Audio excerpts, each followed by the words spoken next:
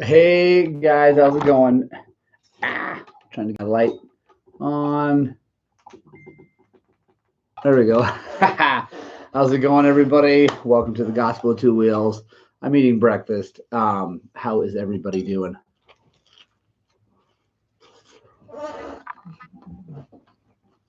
We are back on Thursdays. We just got back from Nemo, South Dakota. We're super rad. Just an awesome time up there. How are you all doing? There's only a few of you guys on here right now. Chime in. Make sure you say hello. If you guys are watching this later on a replay, not live, make sure you join us sometime on Thursday morning, 7:30. Most every Thursday. Last week we had to do it on Wednesday because we were trapped Thursday. But yeah, anyway, Chris Cooley, there's my mom, Suzanne. Say hi to my mom, everybody. Ed Dugan, Bruce Kennedy, Paul Anstey, what's happening? Yes, it is breakfast burrito morning. Because I got up early, took the dog for a big walk, and I'm starving. Brady Metter is in. Big Red Grizzly. Jimmy from Jersey. Yeah, right on. Yeah, Jimmy Neihart came out. There he is.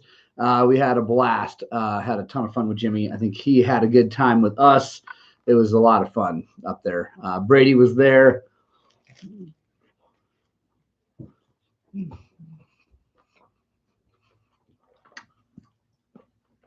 Kim, we will see you very soon. TA, what's happening? Who is that? Who is TA? Ronnie Nelson, good morning. How are you, man? Oh, man. Yeah, it was an early morning this morning. Sorry, guys. I'm eating the burrito and drinking coffee with you guys. Conditions report for Montrose, Colorado is it's going to be hot. It's going to be 90, I think, today. 90 something, 80, I don't know, whatever. Hot and dusty for sure. We haven't had nearly enough rain in the last quite a while, but it's okay. Hopefully we'll start to hit some monsoons and get some moisture back in the ground. That would be good. Thursday night ride. I am not riding tonight because I'm going to be working on my bike and my kids' bikes to go racing this weekend. We're going to Monticello, and it's going to be awesome. Oh, there we go. Ronnie Nelson. I knew someone was going to ask what app I was using on my phone for the GPS and Nemo. That one you see in the video is Onyx. So, it's big O, little N, big X, Onyx, and the off-road version. And I do pay for the subscription. You definitely get more stuff like that. You get more trails for the whole country and all that. I use Onyx because it talks well to my computer and to my Garmin. And I know there's lots of apps out there that are great. It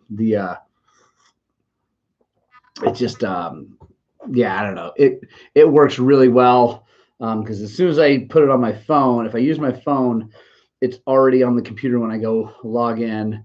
And then to get it onto my Garmin is super, super easy if I want to put it on GPS. And then vice versa, I can take it from the Garmin and put it all on. Anyway, it's also really easy to plan out routes if you want to do that and then follow them. Then also I use Avenza up there because there's a really good rec map from the Forest Service up there that shows you what's single track, what's not. It's pretty cool. Let's see. Roger Hurd, what's happening? Yoon Khan, what's happening? Border's going to be open. Yes. September. I can't wait for you guys to come. And Keith McQueen, Jimmy's shirt is getting more famous. It's awesome. Yeah, Richard Hartley, I am looking a little sleepy. And don't worry, I have plenty of coffee. John Rebecki, what's happening? Rich, if you're just joining, I was up really early taking the dog for a hike. So, and I'm eating burrito.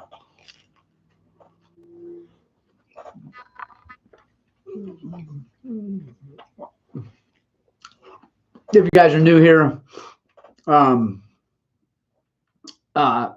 the show, the channel, whatever, make sure you subscribe. Also, please ask me a question. If you're here live, make sure you ask me a question. I will try to make sure I get to it.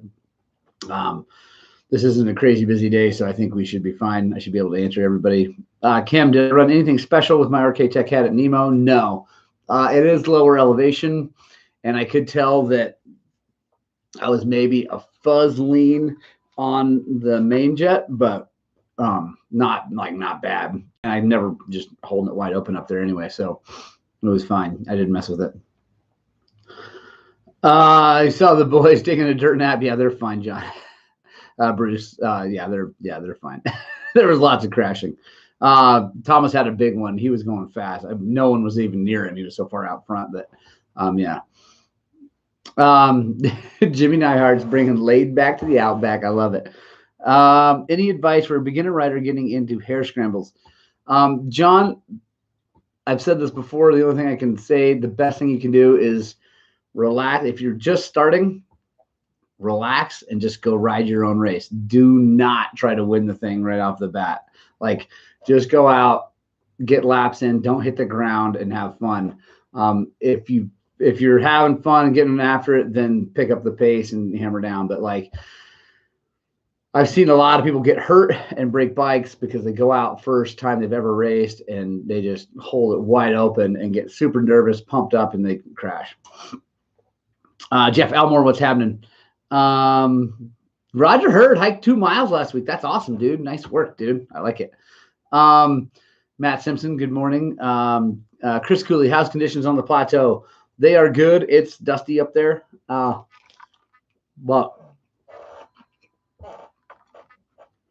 definitely, no snow. All the trails are cut. The trails that aren't open until July are all cut. So, whatever. Yeah, Jimmy Nyhart, great advice. First stage scramble, let everyone take off, then go. Your heart rate will be through the roof. Agree. That is a great way to look at it. Also, if you can pass up through all those people, then you're doing well. Let's see. Okay, I don't think I missed anybody.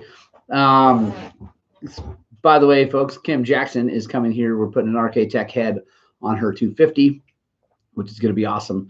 It's a reworked stock head because he doesn't make a billet head for her bike. It's a little bit older, and he doesn't make a billet head for that. But yeah. So yeah, and by the way, guys, I cannot say enough about that stinking head. It's transformed that motorcycle into, it was already good, and it's just even better now.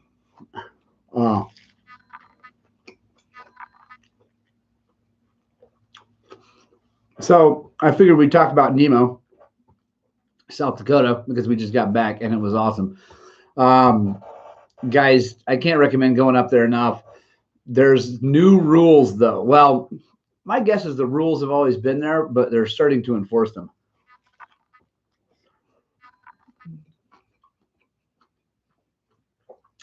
It used to be that you would have excuse me, you could just ride anywhere on the road, on the pavement, highway, whatever, as long as you're just off to the side and not being stupid, and they just look the other way. They never bothered anybody. In the last few years, the side-by-sides have been getting completely out of control. And I asked the cop that I talked to, you'll see, guys, if you watch today, we have a video, day 2 is dropping at 6 p.m. tonight. If you watch that video, we pushed our bikes past the cop. Brady, Nemo is horrible. No one should go. He's saying that to keep it all to himself, but whatever. There are new, anyway, I asked the cop, he's like, the side-by-sides have been getting to be a problem. And what's happening is that they're busting down on right around Nemo, and they're sending cops out and they're writing tickets. It's all the stuff. You can bypass it by going to the county clerk, I think, the treasurer or whatever, wherever you would normally get your license. And if you have a social security card or a picture of a social security card for at least one person in the group, then you can get these temporary permits. They're like $1 a day. Anyway, it's ridiculous. But if you do that, they'll let you ride on the road. And it's weird because it's seriously, you just sign saying that everything is legal, and then you go ride without anything legal on the bike, and they don't seem to care, but whatever. I didn't have a social security card with me. Surprise, surprise. or proof of ownership or all the other things that you never carry with you while you're riding. Anyway, so because of that, we had to push out of camp one day. Every other time we just went down the highway. It was no big deal. So it really didn't cause anything like other than one inconvenience one morning.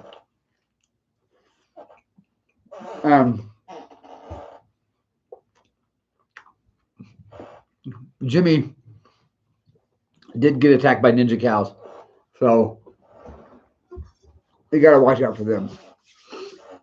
All right, sorry. Now I'm done with the burrito. Thanks for letting me eat, guys. And Paul and Bruce, I feel like side-by-sides are ruining the planet. Like, I've never thought that I would be so against something, but I swear, man, it is out of hand what those guys are doing. But yeah, Bike Vault, what's happening? Dude named Eric, what's in the burrito? Hash browns, eggs, jalapenos, and cheese. Super good. And then some super hot sauce. Fast by 250cc. Where did you stay in Nemo? At the schoolhouse? No, we stayed at the guest ranch. And we stayed in the Martin House was the one. No, that is not breakfast on my shirt. Bike Vault. It's fine. I knew someone was going to say something. That is 3-bond 1184. The stuff I use to seal cases together, but it won't come off. And you should make yourself a burrito. It was really good. Yeah, Bruce Kennedy says Silverton had to shut down because the side-by-sides. Yep, they did. Same with Moab. I mean, Moab's shutting all that down. It's not because of dirt bikes. I can't speak to Silverton and Moab, although I feel like it's probably the same. But when I asked the cop in Nemo about it, I said, "Can I ask on record, is it the side-by-sides that are causing the problem?" And he said, "Yes, side-by-sides are a very big problem." So there's the issue. Roger Hurd, where's the next ride? We're going to Idaho, August 26th through the 30th. Scott Gross, yes, I am racing Monticello this weekend on the Juan Deuce Nickel. Brady Metter, I'm all for people enjoying the outdoors, but you should have to do some kind of physical effort to enjoy it. I'm a large, fat ass, but most of the people on side-by-sides make me look skinny. It's ridiculous. I agree. So here's the thing. I really don't have a problem with side-by-sides or anybody using them. I'm not going to work on them because I don't, but if you are to take one of those and go ride it responsibly and whatever, I don't think there would be a problem. The problem is that people buy those things and they go 1,000 miles an hour everywhere and they're huge. So when they come around turns, they take out people, they hit other side-by-sides, dirt bikes, kids, whatever. And then they just keep getting bigger and more powerful, which, we all like more power, all that, but it just lends itself to just lots of problems. I'm just not a fan. What's up, Tony Andrews from Canada Maintenance? How you doing? Yeah, not a fan. Roger Hurd asked, I mentioned, but let's say, I'm going to tell you guys, we are going to Idaho, August 26th through the 30th. Those are the nights we'll be there. So we're going to be there the night of the 26th, 27th, 28th, and 29th. And then we're heading home on the 30th. We're staying at the Smiley Creek Lodge. I already have an RV site for my van. So if you guys are interested, come on up. It is not technically a family event. It's going to be really hard riding, almost all of it. I mean, there's some easier stuff up there, but most of it is really tough. So bring the A game if you're going to come. So I want everybody to come. If your kids are rad riders, that's awesome. I can't bring my kids, although I think they could probably manage most of it because they're starting school and the little wheels on the kid's bike would not do well. Roger Hurd, if it's got wheels and engine, I will work on it. That is not true. I am done working on things with 4 wheels. I've turned them all down. There's not one left. There's one left at the shop because The customer's looking for a part that we can't get, but otherwise we're in. Hey, what's happening Fridays? How's it going? By the way, Eric Bryan, what's up? Good morning, Biker Sasquatch. How's it going? Kevin O'Laughlin, I would like to say I'm a responsible SXS driver. Not everyone is an idiot on these things, but there are a lot for sure. Yeah, Kevin, I agree that there's tons of people out there who can drive those things in a responsible manner and still have fun. Like, I'm not saying you should go like 2 miles an hour everywhere, but you know what I mean. And I know that KO is responsible. Eric Bryan, how was your trip home? And when are you coming out to Colorado with the kid to ride with my kids? Let's see. Keep sending me questions. Ryan Nelson, the side-by-side is no skill required. That is my problem with four-wheelers in general, side-by-sides or ATVs, for recreation, is that they require no skill to make it go and not fall over, right? So that, I mean, if you're going to go fast on one, I get people race them and whatever. I'm not going down that road. What I'm saying is that to just operate one, it doesn't really require any skill or balance. And that's why I don't like giving them to little kids, because I see little kids get on them. They're not afraid of it at all because they just sit on it and push the throttle, and then they get hurt. Whereas a dirt bike requires, it demands respect because it falls over if you stop. Also, it's scary feeling at first, so it makes you anyway. So that's my thing on four wheels and stuff like that. Barnado, what's happening? They also cost a ton. Ronnie, they do hold a lot of beer. Good morning, Colorado. The Idaho trip skill level, intermediate, advanced, or pro. I would say upper intermediate, and that's just the state of Idaho in general. Well, that's where we're going. That's the Sawtooth Mountains in Idaho. It's very, very steep there, and there's lots and lots of rocks, and they're jumbled on top of each other rocks. It's not like it's awesome. I'm not trying to scare anybody away, but like if you're an intermediate rider, you'll have fun, but it will be relatively slow. Like you won't be flying because it's just super tough, but it's awesome. Bruce Kennedy. So I listened and put an M59 on my 690, took fatty off due to the weird feedback, hard service. The M59 is so much better. Right on, Bruce. I'm glad you listened. It is an amazing tire. Roger, lost my balance. That's why I want to try a quad. Roger, you have a different situation. If you guys don't know, Roger, RJH here has early onset Parkinson's. So I'll give you a buy, and you can you can do that. Yuncon, I did already sell Daisy. That went really fast. I knew it would. And yes, you can get an RK Tech. Well, yeah, actually, you can get a billet RK Tech head for YC250s. Fast by 250. Polaris did clean up all the abandoned swing sets on the Iron Range, and dude, that's hilarious. Making RZR frames. That's funny. Yeah, they're terrible. Brady Metter, you'd love Idaho. Kickstart is not working on the XR1. Oh, so yeah, I called you back. I don't know if you got that message. So it kicks, but it doesn't turn the thing over. I don't even know. Let me think about that. I'll look at the parts diagram, see what could happen. Jimmy Dyer, you'll be fine there. Robert Fink, SX users are ruining the riding areas around here in SoCal. Yeah, I agree. I know Barnado, I got rid of the Yamaha. I'll tell you guys the story why here in just a second. Eric Bryant, it was long and boring. This is a trip back to Oklahoma. We have been looking at the calendar, looking around 4th of July and or September, October. September, October is definitely the best time to be out here for the desert here and lots of the mountains. Our stuff is not, the plateau closes September 1, unfortunately. Chris Cooley, heard anything about conditions and sergeants currently? Yes. So the conditions and sergeants are getting good. I think there's still snow way up high, but a lot of that stuff's open, and they cut a ton of trees. All right, so here's the reason I sold Daisy. This is really embarrassing, but I think it's something that, I don't know, maybe help some people down the road. So that new awesome hitch carrier I have, the kid's bike was on that all the way to Nemo and most of the way back. But somewhere in the last like 200 to 300 miles, and that you're right, you're getting it somewhere in there.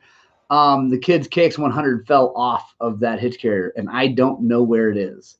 I know that is really hard to believe. I would have a hard time believing that if someone else told me that. Like, how could you not notice all the stuff? But my wife and I, both front seat, both with big rear view mirrors, side mirrors, and anyway. So the bike is gone. The KX100 that I just rebuilt is gone, and it's crazy because it felt like it was welded to that thing every time I checked it, like all the way up there, all the way back, like, well, not all the way back, most of the way back. Every time I get out of the van, I grab it and I'd shake it, and it felt like it was welded to the thing. It never felt like it was moving at all. But the KX is not flat on the bottom. There's a single frame rail that comes down like this, and it does this curved thing up and out, and it makes them sit weird on stands and all that stuff. And it, my only guess is that somehow it loosened and it shifted, because I had it reefed on there, and I checked it on I-80. That picture I took of the vans in front of the fireworks store, it's on there, and that's on the way home, and not that far from Colorado. And I grabbed it as I walked by, shook it. Like I said, it felt like it was welded to the thing. It's all good. But obviously it wasn't. I didn't have a tie down. There's a loop on there to put a tie down to the handlebars to kind of keep the thing from moving, like to keep the, well, I thought it was just to keep the wheel from moving, the handlebars. So I put a bungee on it, but I guess I'll be putting a tie down on that in the future. So I learned a lesson, and it sucks. It really sucks for my kid. But the upside is, it caused me to look at the situation and figure out what I'm going to do, because the kid needs a bike. He's got a YZ125 that Robbie Noyles gave us, the shootout 125 that I haven't even finished shooting out yet, because I've just been busy. But that's going to be Ewan's bike, and the thing is mint. But he's just too small. He just can't ride it. It's heavy. He can't pick it up. And he can't. If he could pick it up, he couldn't get over it and start it. Brady and I talked about lowering it, but it would be like 2 inches wouldn't do it. So they fast by 250. They don't have a safety thing. So what I didn't do, and I haven't done before, is I didn't take the nut all the way off and drop the thing through the peg. I hooked the little hook onto the peg. So I think in the future, I'm gonna fix that. Kim, I was, I think it's 191, the one that goes down to Meeker and then Craig. But the upside is it made me look at my situation of motorcycles. I have a ton of them, and sadly, I just wasn't riding the YZ. I love the thing to death, and I really didn't really ever want to sell it. But in almost like 8 or 9 months now, I've only put 25 or 26 hours on it.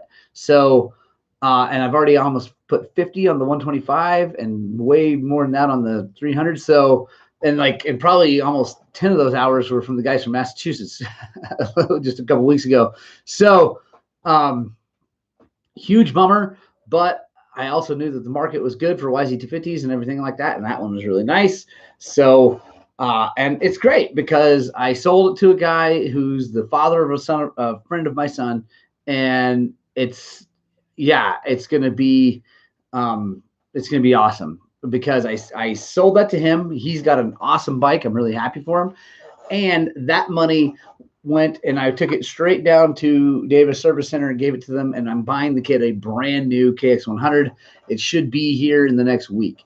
There's a very, very tiny chance that it will be here before the race this weekend. And that would be really, really, really cool. Chris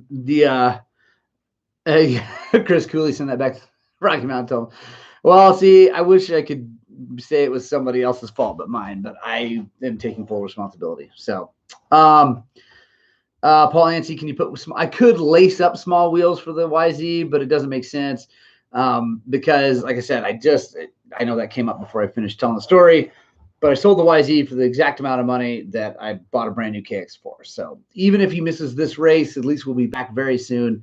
He'll have a brand new KX100. So yeah, it's all working out for the best. So let's see. Bike vault. I tried a bit of hard enduro for the first time on 500 EXC. It was hard work. Yeah, that would be tough on that bike. I'm told the 500 is no good for this and should have bought a 350. What do you think? Yeah, for hard enduro, there's no way I'd ride a 500. And honestly, there's no way I'd ride a 350 in hard enduro. I would definitely do a two-stroke. That's why if you look at all the guys riding hard enduro, they're all on two strokes. Part of that comes from the fact the overheating situation. 4 strokes just get super, super hot. Travis E. I saw a guy wheelie pretty nice in Nemo first bid. Do you ever practice wheelie? Are you any good at it? No, I am not good at wheeling. I can wheelie over about anything, but I can't like carry a wheelie, unfortunately. Did I hear you say never buy my kids a new bike? Good for you, buddy. Yeah, I know, but this one was my fault. I wouldn't have bought the kid a new bike if I hadn't let it fall off the thing. So I'm eating my words on that, but I feel like, yeah, I'm the one that made his other one go, and so I'm ponying up. Also, Bruce, if I could have found a used one, I definitely would have done that. But that is impossible right now. Barnado, thank you so much for the CR80 idea. But I'm going to wait and see what happens. We might make it happen. Roger Hurd, I need a camera. So I have a camera. It's a backup camera, but I need to figure out how I can like override that to like look back. Kevin O'Loughlin, score for awesome dad points. Yeah. And Paul, yes, it has been a stupid expensive month. Oh my gosh. But you know what? It's only money, right? Jimmy Neihart, I think it was you that he's talking about, the big wheelie. Chris Cooley, I smell sabotage. The kid lose the foot peg, claims to get a new ride. Actually, it's hilarious. But no, like that kid, that's the other thing. Back to the I won't buy my kid a new bike. That kid he changed my mind because well, like I said, also the circumstances came to the fact that like I could sell the bike, trade, it didn't cost me any more money, whatever, all that. So it worked out financially also. But when we got out of the car, looked and found out, and I said some inappropriate things, as you can imagine, and I was livid, and I was like, it was bad. And I was so upset, and he was super upset. And like he walked around the building. We were at the shop to unload it. He walked around the building, threw some rocks, and he came back around, and I was serious. Like, honestly, I was crying. I felt so bad for him. I mean, I felt horrid. And I mean, it was bad. And he comes over to me. He gives me this big hug and says, "Dad, it's okay. Everything happens for a reason." And I was like, I mean, whatever. The kid is amazing. Jason Lasher talking about my kid's KX100 came off of the back of the van on the way home. That's why I'm selling my YZ to buy him a new one. But the kid, Eric Bryan, the upside is I don't have to buy radiator hoses. The kid crashed and broke radiator hoses. So yeah, the kid he makes me so proud of the way he is. So he deserves a new bike. Screw it. I still don't want still don't think they should just get brand new stuff for anything, but he clearly showed that he's awesome. So yeah, I do want to talk about Brady. What Brady said. Let's talk about how the kids did on some fairly technical trails. So the whole weekend had some technical stuff. Day 2 had some really technical stuff that only Ewan went on. Thomas had a big crash on day 1. I think if you guys watched that video, you saw it. So he took the day off. He was pretty bruised up. And so Ewan rode day 2, and that's coming out, like I said, at 6. And he tried this bowling ball hill twice on his little 100, hammered down. But then on day 3, we went and rode some new to us trails. And we had my 2 boys, Thomas and Ewan. Then we had Wyatt, Brian, and Matthew. I don't know what Matthew's last name is. Brady, chime in.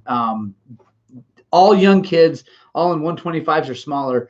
Wyatt was on an 85, and they freaking killed it on some pretty gnarly stuff. Not like heinous, but like pretty tough. And I was so impressed. All 4 of those kids, they had great attitudes. They just kept hammering. They'd fall down and jump up, and it was just like, it was really cool. And then it was awesome because they kind of all grouped up together and rode as kids. It was awesome. So good. Let's see. Those kids outrode grown men on very expensive machines. That hug was worth more than 5 G's. You'll both remember that forever. Yeah, Jimmy, I completely agree. It's Robinette is, Matthew Robinette. He absolutely killed it. Make sure you share this with him or whatever and tell him that I said he's a rad dude. So yeah, the kid, the kids on 125s, Matthew and Thomas. I mean, I'm still very impressed because they're kids and they're on 125s, but they're on full-size bikes and they're both pretty talented riders.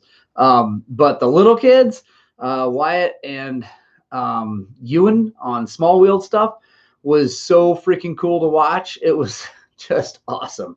So and they hammered down. They seriously did ride things that grown men would cry on. It was awesome. And watching Ewan try this hill, you'll see it, guys. It's this big grass hill. And I didn't get a second attempt on camera. I can't believe it. I don't know why that didn't show up, but I guess I wasn't running the camera. But that little dude, it's this massive hill. I've seen many men not make it to the top, and he freaking just pinned it up just held it wide up this hill, and didn't make it. I came down, helped him get a turnaround, and then he got down and he's Dad, I want to try it again. I'm like, oh, let her rip. And he tried it again. And he was so cute because he's like, I was almost there. I was right there. He was quite a ways from the top, but it was just awesome because he was willing to give it a shot. Actually, Bruce, I wish I had put my bike on the back for many reasons. One, I wish I'd put it back there because it's flat on the bottom, and I think it wouldn't have had that. The problem wouldn't have happened. That would have been a non-issue. The other thing is, I personally would much have rather watched or not watched, had the 125 disappear than have my kid's bike that he loves to death go missing. I would have been financially, it would have been a bigger deal, but it would have meant a lot less to me. So, you can have my motorcycles, man. I mean, if I can keep my kids riding, that's the important part. So, Jason Lash, I failed and went end over end down it. Yeah. So yeah, like I said, the little dude just hammered down and gave it a shot. So some kids are getting to experience the fun we have in the NF. Can't wait till my kid decides to ride. Yeah. It's awesome when the kids decide to just pin it down. Have a receiver put under front end. You can watch your bike. I need to. Well, it's the other thing about the big bike. If it had been on the back, I can see the 2 wheels on the sides. The problem with the little bike is, it just didn't. Anyway. it's a bummer, but I'm really happy that the end, that he's getting a brand new bike. So whatever. Brady, I'd be pumped if my bike fell off the truck. So that's the thing. Someone asked if auto insurance would cover it. No, they won't. I've had bikes stolen out of vans before in the past, and they don't cover anything that has a motor that's inside the van. If it were a bicycle, they would cover. It's stupid. Whatever, but they don't cover it. So you have to have insurance on the bike. I didn't have insurance. I have insurance on my other bikes, my more expensive bikes. I didn't have it on that because it was an older KX100, and I figured I could just replace it. I didn't think about, the whole COVID situation, the fact that you can't buy used ones and that new ones are even hard to find and all that stuff. Biker Sasquatch frame is the same on the new bike. That's why it will always go inside the van. And I will put either mine or somebody else's bike with the flat bottom on the back. And what did Paul? Thanks, Kim. And Paul said this might be the best gospel ever. So thank you so much. By the way, if you do think it's the best gospel so far and you're watching, go ahead and hit the thumbs up button. You got to back out of the chat and then hit the thumbs up and then come back into the chat. And if you're watching and you haven't subscribed, go ahead and do that. We're dangerously close to 10,000 subscribers, which means that the cage match is coming. I think I've decided how this is all going to go down. There will not actually be a cage because I don't know where to find a cage, and I'm not going to buy a cage. Nor are we going bare knuckles and letting Zach beat the crap out of me. What we are probably going to do is get some of those huge, big, inflatable boxing gloves, and we're going to go to town, and it's going to be awesome. Also, Leandra Sheets is on board. She is working. It is awesome. She's already freed me up to do things like yesterday, and I filmed it, and full Bruce Kennedy, that's funny. Bruce bike on the back. It was on the back the other day. It had no problems. That's why I'm so freaking Brady Metter. You would hit the thumbs down button. And Biker Sasquatch, yes, he will use his anger as a weapon. The beautiful thing is, so I haven't gotten any of this on film yet, but it will happen. The dynamic between Zach and his wife is awesome because she is completely in control of the situation. And it's so rad. I love it so much. Anyway, she is an awesome addition to the family. We're so excited. She was in Nemo, which is awesome. She was there for dinner on Saturday night. So hopefully some of you got to meet her. If you're there, it was really great. Paul Anstey, I think full moto gear for sure to protect my face, my moneymaker. But it gave me, I forgot to say, I was going to say, it gave me the opportunity to finish the CRF that I blew up, Mr. Ed Dugan's CRF, who I believe is on his way over right now to get it, which is why he was here. And maybe he's still here, just hasn't said anything. But Ed is coming over to pick that bike up. I'm really happy. So I got that done. It runs great. I filmed how to not do what I did the first time, which is good. And so it should be awesome. Let's see. I fell asleep on the bus in the ghetto of Phoenix, and some dude stole my bike off the front of the bus while I was snoozing. And your homeowner's insurance covered it. I can't believe your auto won't cover motorcycle rack launch. Yeah, Chris, it's so, and like they won't cover the motorcycle, or my homeowner's insurance won't cover a motorcycle being stolen either. I had a bike stolen from my garage in Gunnison. Well, it was like a Quonset thing. Anyway, and like a carport. I had a dirt bike stolen, and they wouldn't cover it because it had an engine, which means it can be insured on its own. And all. Anyway, it was ridiculous. So, put Moose Slam on gloves for the match. That's a good idea. And yes, Barnado. Sorry, I call you Barnado. It's just because you're Barnado, the tornado in my mind. It's Barnado, everybody. Brady Matter. I don't think she liked my comments about the treatment of the cows and the tacos. That's so funny. She is awesome, and she's a vegetarian, but she is fully capable of taking crap and handling it. So I know you're kidding, but she's hilarious. Yeah, and it is crazy. Insurance companies are ridiculous. Why they wouldn't cover, they'll like, seriously, if I had a mountain bike, in a $8,000 mountain bike, they would cover that, but my $10,000 dirt bike isn't covered unless I have a policy on it. So that does mean I'm going to get a policy on my kid's 125 because I don't have that yet. So I got some insurance to buy here because just in case things happen. Not that I plan on losing anything off the back.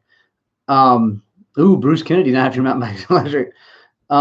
Yeah, Paul, there's lots of mountain bikes that cost more than dirt bikes now. I mean, it's crazy how much those things cost. They don't have engines or anything. What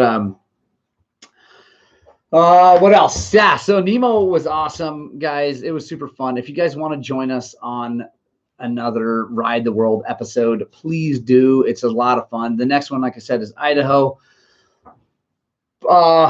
Probably the next one after that is going to be January of 2022. I think I'm just going to take a break for the fall. I've got a lot of things going on in the fall. After Idaho, we have the Death March, and whatever, bunch of stuff going on. It's just going to be busy. So I'm not going to do another Ride the World this year after Idaho, but starting in 2022 in January, I don't know exactly when, we might even do a New Year's kind of thing because that worked out really great this last winter for my boys and I. But we are going to go to the mile markers in Arizona. Big place to camp, tons of awesome trails, motocross track, not that terribly far away. So that's going to happen in January if you guys are interested. Kevin, yeah, that's who I use, Progressive, and it is super cheap. I just gotta get his bike. I don't think about the old bikes as much, but after this and whatever, I'm just going to get it done. Jeff Elmore, Baja 1000. That is still in my mind, but honestly, I just don't think it's going to happen this year. I really wanted it to go, but I just have too much in the money. Yeah, I mean, I just spent almost a Baja trip in money. Not really, but half of it. I mean, I sold a bike to do it, whatever. But yeah, I don't think Baja is going to happen unless someone just like throws a pile of money at me and says, go race 1,000. So if anybody out there is a super Skrillionaire and wants to support a Baja 1000 effort by an old man with his family and all this other stuff, let me know. But I don't think that's going to happen, unfortunately. Also, we are going to the Oklahoma Gold Rush because it's coming back this year, and that would be like the week before we need to leave for Mexico. And just, yeah, it just sadly it doesn't make sense. I really want to make it happen, but it doesn't happen. Date for the Death March, Paul Ansey, is going to be, that's a great question. It's mid-September. I will tell you the exact date in 1 second. Sorry, everybody, looking at my thing here. It is going to be September 18th, I think. Yep. September 18th is the Death March. It's going to be awesome. Jeff Elmore, the 500 is happening right now, I think. My mom, no to Baja, yes to Gold Rush. Because my mama wants to see me. And Roger, you should definitely come camp with us. It'll be awesome. Brady Metter, I'd be happy to do Oklahoma. We need to talk about that because, I mean, I've thought about that because family and you and all the stuff. But my biggest concern is finding 3 days worth of riding for a big group of people. So, and that's only because I don't know. I mean, it may be that would be easy and totally cool, but you and I need to talk about that. But I would really like to do Oklahoma very much. That'd be really cool. We could also do one at the Gold Rush. That's not a bad idea. Aha. That's not a terrible idea to do one at the Gold Rush. I might have to do that. Anyway, guys, it's 8:08. I got a boogie. Thank you guys so much for watching. Thank you guys for all your support and your love and the enthusiasm for this channel. You guys are awesome. And Roger heard, yes, NHHA next year for sure. Hopefully make it to round 1 again. Yeah, I love you guys. Punk Rock Club, thanks for sticking around to the end. You guys are rad. I hope that you guys get out and spread the gospel of two wheels. And as always, Oh, hey. Oh, hold on. Greg H. Hi for the first time. Hey, how's it going, man? And I think I missed someone else. Gary M. Sorry. How you doing, dude? Thanks again for the trophy for Thomas. He's got to hang on the wall. He's so stoked. Anyway, I got to get to work. I love you. Get out, spread the gospel with two wheels. And as always, you know what I'm going to say. I desperately hope that what we're doing here at Highland Cycles is inspiring you guys to work on and get out and ride your dirt bikes.